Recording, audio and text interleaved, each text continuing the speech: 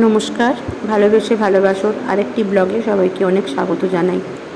এটা অমরকণ্টক থেকেই আমরা গিয়েছিলাম অমরকণ্টকের সাইট সিন, মানে অমরকণ্টক থেকে মেন অমরকণ্টক থেকে প্রায় 2-3 কিলোমিটার দূরে। অনেক ভোর ভোর বেরিয়েছিলাম, জাস্ট তখন খালি বাইরে সূর্য উঠেছে আর কি, ঘরের ভিতরগুলো তখনও বেশ অন্ধকার।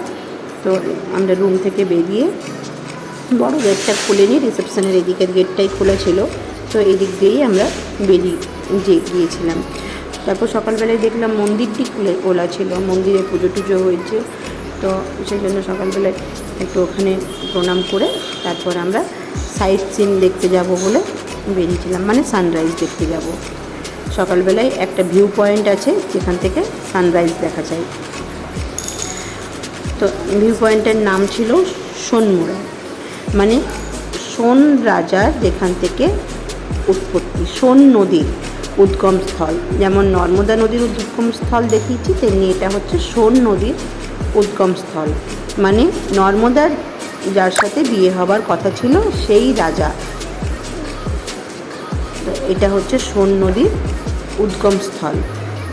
তো এইভাবে অমরকণ্টক যেখানে আমরা হোটেলে ছিলাম সেই হোটেল থেকে এই একই জঙ্গলের রাস্তার মধ্যে দিয়ে এইভাবে যেতে হয়। তো আমরা এখানে গিয়ে উপরে, মানে পাহাড়ের উপরে গাড়ি রেখে তারপর প্রচুর সিঁড়ি ছিল, সিঁড়ি দিয়ে নিচে নেমে যেতে হয়।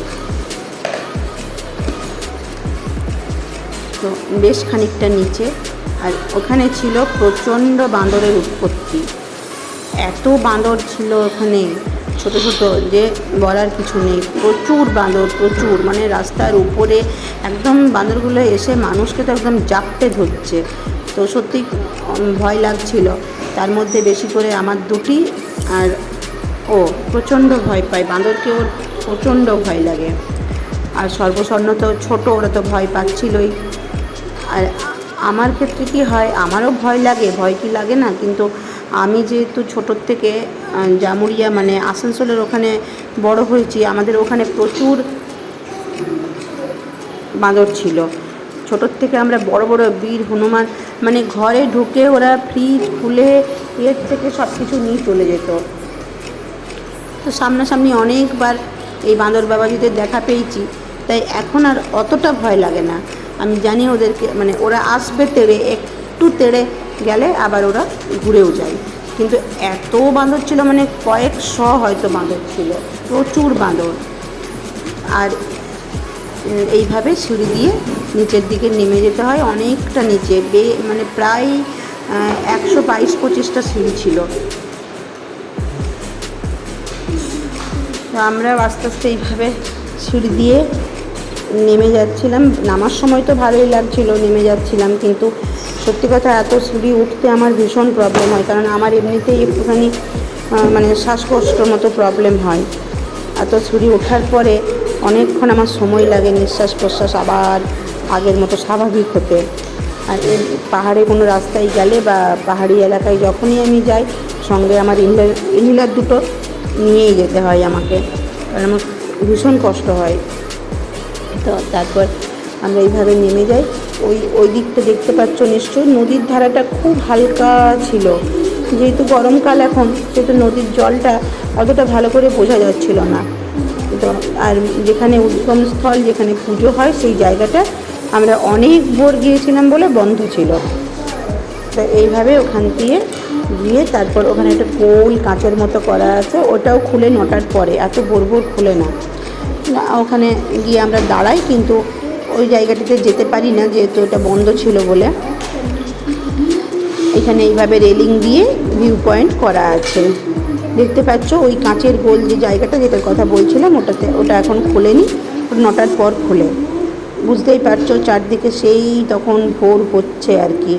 খুব সুন্দর একটা পরিবেশ, খুব সুন্দর হাওয়া দিচ্ছিল সকালের, সত্যি মানে হাওয়া, এত সুন্দর হাওয়াটা লাগছিল, ভোরবেলার একটা হাওয়া।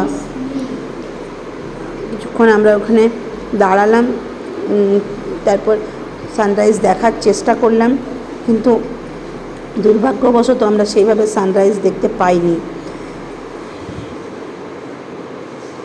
আমারও ইচ্ছে হচ্ছিল এইভাবে ট্রেন্ডিং ভিডিও করার, তো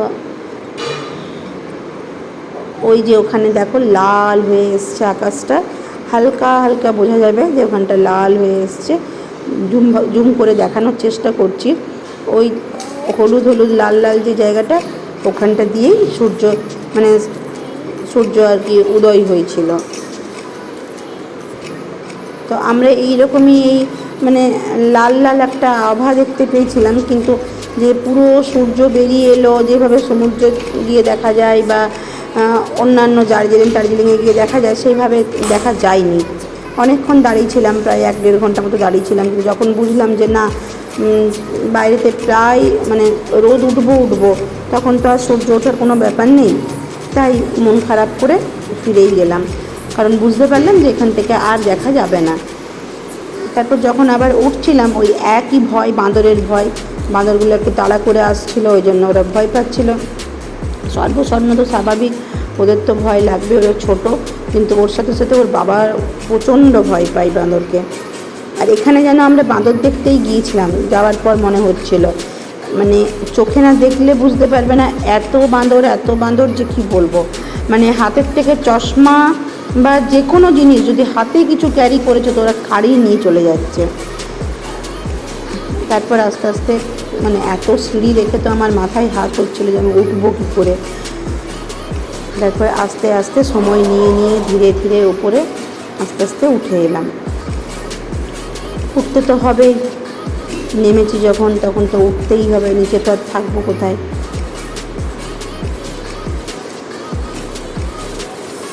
তবে জায়গাটা খুব সুন্দর, খুব ভালো লাগছিল। চতুর্দিকে বন, সকালের একটা পরিবেশ, গাছপালা, সবুজে সবুজ চতুর্দিক, আর তার সাথে সুন্দর একটা মনোরম হাওয়া। গরমকালে সকালের এই হাওয়াটা বেশ ভালো লাগে।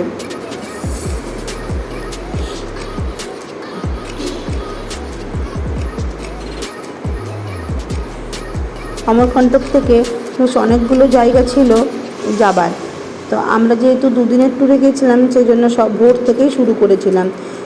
সোনমুড়িটা ভোরবেলাতেই সানরাইজ দেখবো বলে। দেখতে পাচ্ছ কীরকম বাঁদরগুলো এসে তাড়া করছে, ওরা তো ভয়ে অস্থির। যেটা বলছিলাম, সানরাইজ দেখবো বলে ভোরবেলাতেই ওখানে গিয়েছিলাম। তারপর ওখানটা বুঝলাম যে না, সেরকম কিছু দেখার ওখানে নেই। ওই সোন নদীর উদ্গমস্থল ওখানে, আর এই সানরাইজটুকুই, তার জন্য আর পরে যাবার আর যাইনি পরে।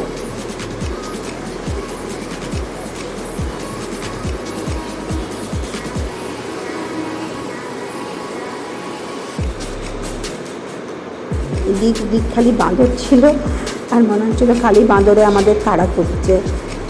খালি আমরা ঘুরে ঘুরে দেখছি, পেছন দিয়ে আসছে না তো, সামনে দিয়ে আসছে না তো। এইখানে আবার দেখো একটা মজার কাণ্ড, কীভাবে গাড়ির দিকে চেন খুলে পুরো মুখ ঢুকিয়ে তার মধ্যে কি খাবার আছে বের করছে। চেনটা কীভাবে গাড়ির খুলতে হবে সেটা পর্যন্ত ওদের জানা। এখানে আরেকটা বাচ্চা, যেই আমি ক্যামেরা নিয়ে গেছি একটু ফটো তুলবো বলে, সেইও আমার দিকে একদম তেড়ে এসছে।